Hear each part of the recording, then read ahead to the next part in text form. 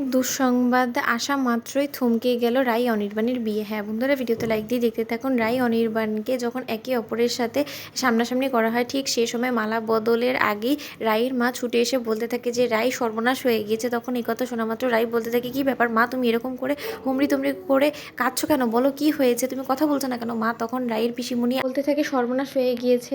তখন রাই বলতে থাকে, কিসের সর্বনাশ হয়েছে, বলবে তোমাকে কি হয়েছে? নীলুর কোনো কিছু হয়েছে? তখন রাই পিসিমণি বলতে থাকে যে নীলু সাংঘাতিক এক কাণ্ড করে ফেলেছে। নীলু অনেকগুলো ঘুমের ওষুধ খেয়ে ফেলেছে, ওর মুখ থেকে ফেনা বেরোচ্ছে। আমার মনে হয় না যে ওকে হসপিটালে না নিয়ে গেলে বাঁচানো যাবে। তখন এই কথা শোনা মাত্র রাই বলতে থাকে যে না, এটা কোনো মতেই হতে পারে না, তোমরা নিশ্চয়ই আমার সাথে ঠাট্টা করছো তাই না? তখন রাইয়ের পিসিমণি বলতে থাকে, না রে রাই, আমরা তোর সাথে এই বিষয় নিয়ে কী কারণে বা ঠাট্টা করবো বলতো? তাও আবার এই সময়। তখন এই কথা শোনা মাত্র রাই কারো কোনো রকম কোনো কথা না শুনে ওখান থেকে দৌড়ে নীলুর কাছে ছুটে যায়। ওদিকে এটা দেখে ভরা মণ্ডপে অনির্বাণকে একা অবস্থায় দেখে রাইয়ের গোটা পরিবার, আত্মীয় স্বজন সকলে মিলে হাসি ঠাট্টা করতে থাকে আর বলতে থাকে যে এই মেয়ের তো এই মণ্ডপ ছেড়ে উঠে যাওয়াটা একবারে অভ্যেসে পরিণত হয়েছে। আগেরবার যেটা করেছিল সেটাতে এইবারও একই কাণ্ডই করলো।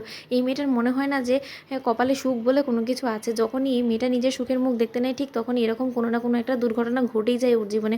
ওদিকে নীলুর কাছে ছুটে গিয়ে রাই বলতে থাকে, বোন আমার যে কথা বলছিস না কেন বল, আর তোর মুখ থেকে এরকম ফেনা বেরোচ্ছে কেন? তুই কেন এই ঘুমের ওষুধগুলো খেয়ে ফেললি বল? তখন রাইয়ের পিসিমণি বলতে থাকে যে রাই, আমরা অনেক চেষ্টা করেছি, ওকে জলের ছিটা দেওয়া, অনেকবার ওকে জ্ঞানে ফিরিয়ে আনার চেষ্টা করেছি, কোনো মতে ও সারা শব্দ কোনো কিছুই আসছে না। আমার মনে হয় কি ওকে এক্ষুনি হসপিটালে নিয়ে যেতে হবে। তখন রাই বলতে থাকে, হ্যাঁ হসপিটালে তো অবশ্যই ওকে নিয়ে যেতে হবে, নয়তো আমরা কোনো মতেই বাঁচাতে পারবো না। ওদিকে রাইয়ের মা কান্নায় ভেঙে পড়ার বলতে থাকে যে রাই, আমার মনে হয় না নীলুকে আমরা আর কোনোদিন আমাদের কাছে ফিরে পাবো। তখন রাই বলতে থাকে যে মা, এত সহজে হার মেনে গেলে কী করে হবে বলো তো? তোমরা হার মেনে গেলে আমি কোনো মতেই হার মানবো না। আমি তো বলছি তোমাদের সকলের মাঝে আমি অবশ্যই নীলুকে ফিরিয়ে আনবো, সেটা যে করেই হোক না কেন। ওদিকে রাইয়ের দাদাভাই বলতে থাকে যে ন্যাকা সাজছিস এখন? আজকে নীলুর যে কন্ডিশনটা হয়েছে সেটা তো পুরোপুরি তুই দায়ী সেটার জন্য। তা সত্ত্বেও তুই এখন এরকম করে অভিনয় করে ভালো মানুষের মুখোশ পরে তুই সকলের সামনে ভালো সাজার চেষ্টা করছিস কেন রে বলতো? তখন রাই বলতে থাকে, দাদাভাই তোর যত অভিযোগ মান অভিমান আমার উপরে আছে সেই সব কিছু নিয়ে আমরা পরে একসময় কথা বলে নেব, কিন্তু এখন সেই সময় নিয়ে আমার হাতে। আমাকে যে করেই হোক না কেন নীলুকে এক্ষুনি হসপিটালে নিয়ে যেতে হবে, নয়তো আমরা ওকে বাঁচাতে পারবো না। তখন রায়ের দাদাভাই বলতে থাকে, এটাই তো তুই চাস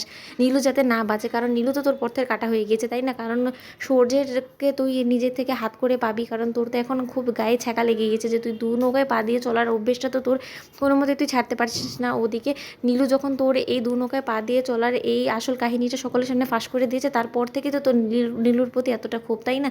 সে জেরেই তো তুই নীলুকে দিনের পর দিন এতটা কোলঠাসা করে সকলের চোখে খারাপ সাজিয়ে দিয়েছিস। আর তারপর মেয়েটার কী করবে? ওর কাছে তুই কোনো উপায় ছেড়েছিস? ও মৃত্যুর সিদ্ধান্ত নিবে না তো কী করবে বল? তুই এখন ন্যাকা সাজছিস তাই না? তখন রায়ের মা বলতে থাকে যে একটু চুপ কর না তোরা, আমার মেয়েটাকে কী করে বাঁচানো যায় এটাই বরঞ্চ একবার ভাব। তখন এই কথা বলা মাত্র অ্যাম্বুলেন্স ডেকে আনে রাই। হ্যাঁ বন্ধুরা, ভিডিওটি ভালো লেগে থাকলে অবশ্যই লাইক কমেন্ট শেয়ার করে সাবস্ক্রাইব করতে ভুলো না।